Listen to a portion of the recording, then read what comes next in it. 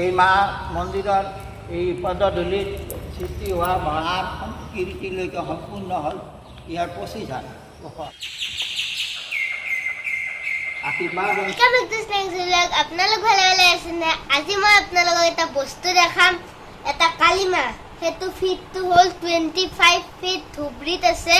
চাই থাকক আপোনালোকে কি কি আছে, কি কি চাওঁ আজি। বলক এতিয়া ধুবুৰীত মই যি দেখো সেইটো আপোনালোকক দেখাই থাকিম। আপোনালোকে মোক মৰম দি থাকিলেহে ময়ো দেখাব পাৰিম আপোনালোকক ভ্লগবিলাক। Let's go.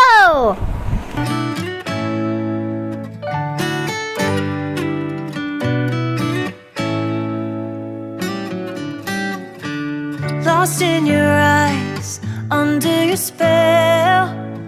Oh, it's like we've always known it, even though it's আপোনালোক এতিয়া এইটোৱে হ'ল আমাৰ কালী মন্দিৰটো। গাইছ আমি এতিয়া আহিছোঁ কালী মন্দিৰলৈ। মা গোবৰে খচাই গ'ল দিয়ক। মা 25 ফিট দীঘল এটা কালী মা আপোনালোকক দেখাই আছোঁ। বলক এইটোৱে হ'ল কালী মন্দিৰটো। ভিউ চাওক, বগৰীবাৰীত আছে এয়া। মা আপোনালোকক মই দেখাই আছোঁ ভিতৰত যায়। ইয়াতে খুলিব লাগিব। আহিম বুলি ভাবি আছিলোঁ, বাট ফাইনেলি বহুত দিন পিছত অহাৰ আমি সুযোগ পালোঁ। এইটোৱে হ'ল কালী মন্দিৰটো, ইমান দীঘল। গাইছ আপোনালোকে দেখিছেনে এয়া কালী মন্দিৰ ক'ৰবাত? চাওক তলৰ পৰা ইমান দীঘল। প্ৰথমতে ভৰিৰ পৰা ওপৰতে ওপৰত চাব লাগে।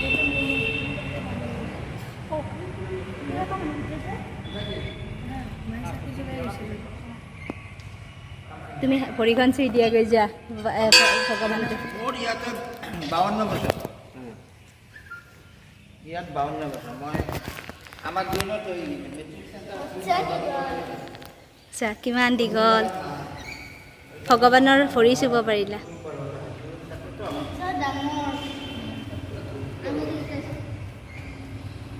ফিলটো নহয় ন, ফোনত সৰু সৰু লাগে। নমো দিয়া, ফোনত সৰু সৰু লাগে, ফোনত সৰু সৰু লাগে। 24 ফুট মই বনাই থকাৰ সময়ত আছিলোঁ। 25 লেখাইছে, 25 দিছে। 25 ফিট ন?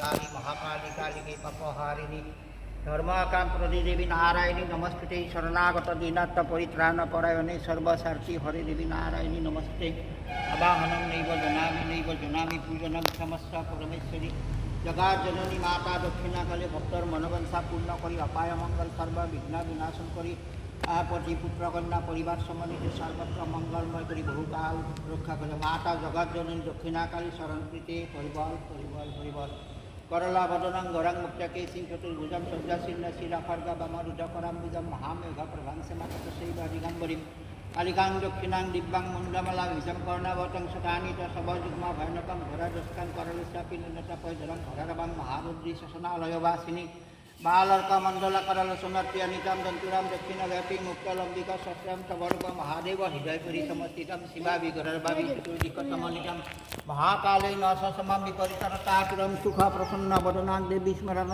सरुरामेवं संस्कृते धाति धर्म कामख्य मुखदाम क्रीं कालिकाय विद्महि श्वसनवासिनी धीमहि तन्नो घरे वसदात् सर्वमंगल मांगल्ये शिवे सर्वार्थ साधिके शरण्य त्र्यंबके गौरी नारायणी नमस्ते माता जगत जननी शरणम प्रीते हरिबल हरिबल हरिबल। অলপ বন্ধ কৰা কি শুদ্ধ মন্দিৰটোৰ বিষয়ে কওকচোন আপুনি কিবা। এই মন্দিৰত মই আজি 14 বছৰমানৰ পৰা পূজা কৰি আছোঁ। আমাৰ মাৰ মন্দিৰটো আপোনাৰ জিলা কোকৰাঝাৰ বিটিআৰত পৰে, নেশ্যনেল হাইৱেৰ মুখামুখি ওচৰত পৰে। এই মন্দিৰটোত মানুহে আহি পূজা কৰি নিৰৱ বিচ্ছিন্নভাৱে পূজা কৰি মনত আনন্দ লাভ কৰে। এই মন্দিৰৰ গতানুগতা যিখিনি ৰক্ষা কৰিব লাগে পৰিৱেশ পৰিস্থিতি বননীকৰণ ইত্যাদি কামবিলাক মন্দিৰৰ তৰফৰ পৰা হয়। বছৰি ইয়াৰ পূজা হয় চ'ত মাহৰ অমাৱস্যা তিথিত। মাৰ ভক্ত অগণন ভক্তৰ উপস্থিতিত পূজাখন সম্পাদন হয়। যোৱা 2 বছৰত ক'ভিড থকাৰ কাৰণে পূজা সম্পন্ন হোৱা নাছিল, সংক্ষেপে পূজা কৰা হৈছিল, কিন্তু এইবেলি পূজাখন অল্প বহলভাৱে কৰা হৈছে। এইবিলাক আমাৰ আঞ্চলিক ভিত্তিত ভিডিঅ' কৰিও হয়তো জনসাধাৰণে অলপ চলপ গম পাইছে। কিন্তু এই মন্দিৰটোৰ আধ্যাত্মিক দিশটোৰ ফালৰ পৰা চাই মহামায়া মন্দিৰৰ ওচৰতে তাৰ পৰা 1.5 কিলোমিটাৰ দূৰত এই মন্দিৰখন অৱস্থিত। ধুবুৰী গুৱাহাটী ৰাস্তাৰ হাইৱে নেশ্যনেল হৈ 31 নম্বৰ হাইৱেৰ ওচৰতে প্ৰতিষ্ঠিত মন্দিৰটো। ইয়াৰ পৰিচালনা কমিটি আছে। পৰিচালনা কমিটিৰ আৰু সমজুৱাৰ উপস্থিতিত বা সহযোগত যাত্ৰীসকলৰ পৰা অৰিহণা লৈ মন্দিৰটো পৰিচালনা কৰা হয়। গতিকে চৰকাৰৰ তৰফৰ পৰা এতিয়ালৈকে আমি ইয়াত টুৰিজিম ডিপাৰ্টমেণ্টৰ পৰা এটা ভৱন পাইছোঁ আৰু যাত্ৰীবিলাকক বহিবৰ কাৰণে এই আমাৰ BTAD চৰকাৰৰ তৰফৰ পৰা এটা গৃহ পাইছোঁ। তাৰপিছত বাউণ্ডাৰী দিয়াৰ কাৰণে অলপ সুযোগ সুবিধা পাইছোঁ। তাৰ বাদে মন্দিৰটো নিত্য পৰিচালনা কৰাৰ কাৰণে উপস্থিত দৰ্শনাৰ্থীৰ তৰফৰ পৰা আমি যিখিনি দান বৰঙণি পাওঁ সেইখিনিৰে আমাৰ মন্দিৰটো পৰিচালিত হয়।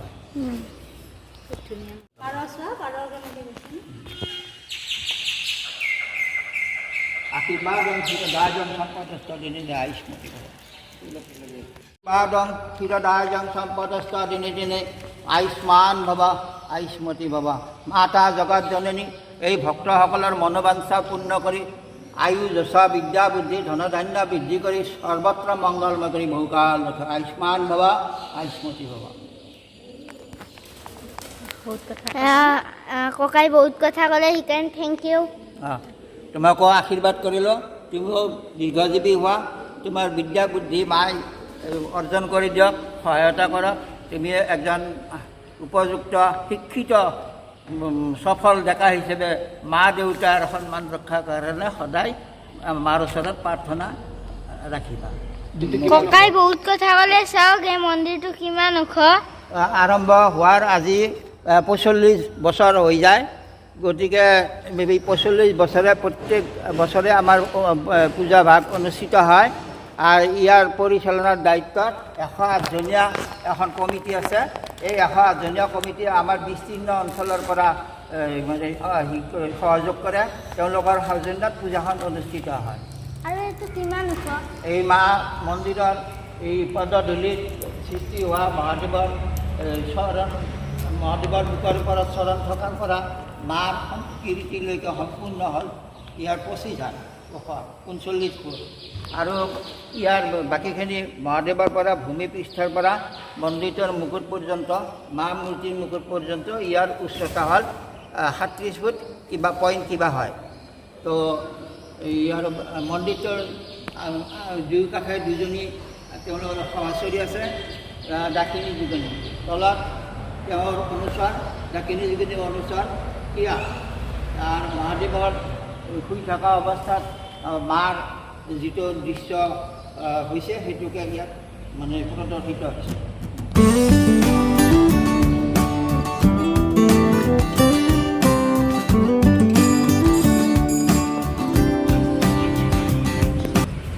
নমস্কাৰ খুৰা। নমস্কাৰ।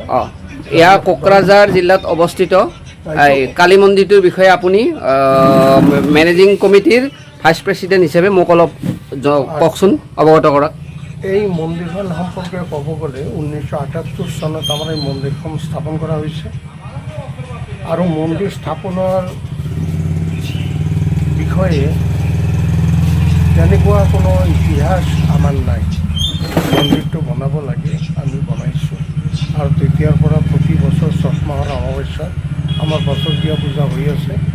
যোৱা 31 মাৰ্চত আমাৰ 46তম বাৰ্ষিক পূজাটো হৈ গ'ল।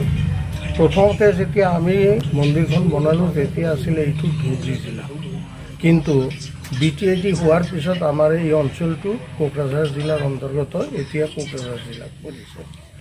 আৰু এই মন্দিৰখনৰ উচ্চতাটো বহুত বেছি আছে, কিন্তু আমাৰ মায়েৰ মূৰ্তি যিটো সেইটো মহাদেৱৰ ওপৰৰ পৰা মায়েৰ ভৰিৰ পৰা মূৰলৈকে আপনার যিটো মুকুট আছে মুকুটটো বাদ দি এইটো 25 37.5 ফিট উচ্চতা আৰু তাৰ লগত খাপ হৈ বাকী মূৰ্তিবিলাক বনোৱা হৈছে। আৰু এইটো আমাৰ কনক্ৰিট মূৰ্তি, পূজাৰ আগে আগে প্ৰতি বছৰ এই মূৰ্তিটো ধোৱা হয় আৰু ধোৱাৰ পিছত এইটো ৰং কৰা হয়, ৰং কৰাৰ পিছত আমাৰ পূজাটো হয়। আৰু পূজাৰ দিনাখন আমাৰ অসমৰ বাহিৰেও মংগ আৰু বিভিন্ন ঠাইৰ পৰা বহু ভক্ত ইয়াত সমাগম হয়।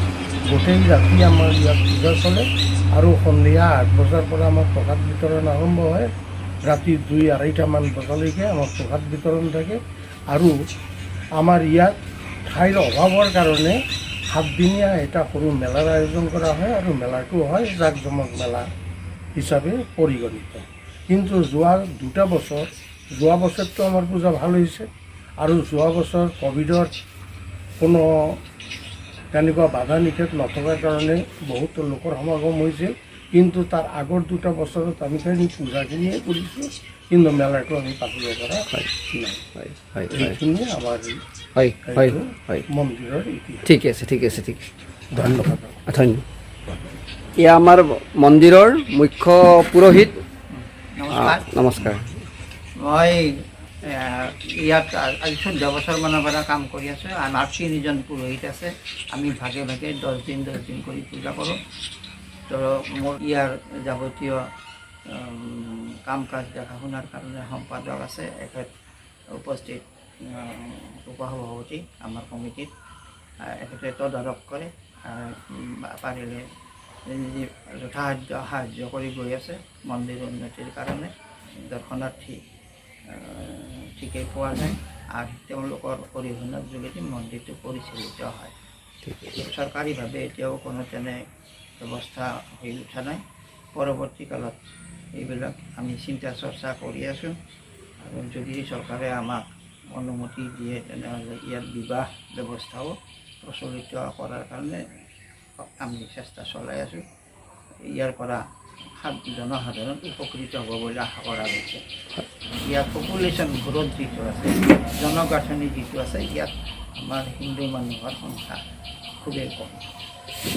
ইয়াৰ অঞ্চলত মাত্ৰ আমাৰ এইখিনিত 300 ঘৰ মানুহ আছে। 300 ঘৰৰ ভিতৰত এটা ইমান বিখ্যাত মন্দিৰ পৰিচালনা কৰাটো সম্ভৱ নহয়। যদিহে আমি ওচৰ পাজৰৰ গাঁওবিলাকৰ পৰা আমি সহায় সহযোগিতা নাপাওঁ, তেনেহ'লে মন্দিৰটো পৰিচালনা কৰাত সুবিধা হয়।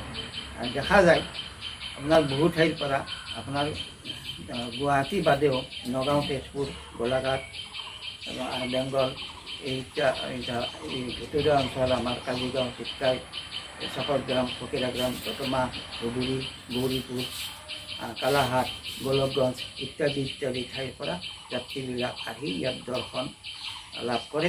তেখেতসকলৰ জৰিয়তে আমাৰ মন্দিৰটো মানে সাৰ্থক হৈ উঠিছে। আৰু আমি দৰ্শনাৰ্থী হিচাপে এইটোৱে ক'ব বিচাৰিছোঁ, মন্দিৰটো খুব সুন্দৰভাৱে চাফ চিকুণৰে ৰাখিছে, খুব ভাল লাগিছে। সেইকাৰণে সকলো ৰাইজ মানে ধৰ্মপ্ৰাণ ৰাইজ আমাৰ ইয়ালৈ মন্দিৰ চাবলৈ, দৰ্শন কৰিবলৈ আহক, এয়া বিচাৰি। তুমি কিবা ক'বা? কোৱা, মন্দিৰটোৰ বিষয়ে কি কোৱা? বহুত ধুনীয়া লাগিছে মন্দিৰটো। ইয়াতে আহিম বুলি ভাবি আছিলোঁ, বাট ফাইনেলি বহুত দিন পিছত আমি সুযোগ পালোঁ।